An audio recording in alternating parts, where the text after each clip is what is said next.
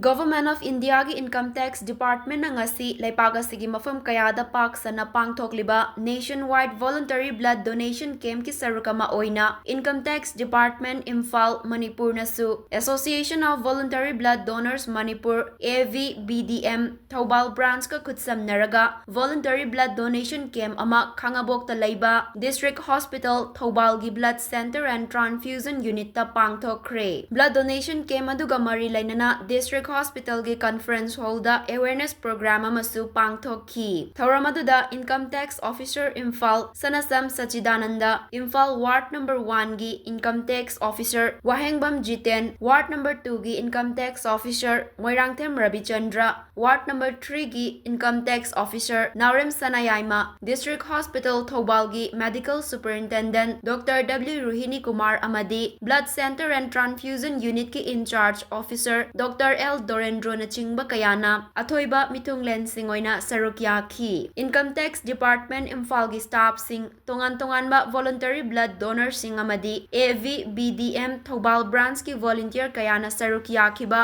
blood donation camp aduda voluntary blood yamna donate tauba donor sing District Hospital asigi blood center gi in charge officer amadi volunteer sing da Income Tax Department Imphal gi maikai dagi ikai khumnaba utpa oina momento sing amasung t-shirt sing kudol tamduna pukning thaugatkhi ngasigi kem aduda nupi ahum yauna punna donor kuntaret na voluntary oina blood donate tawkhi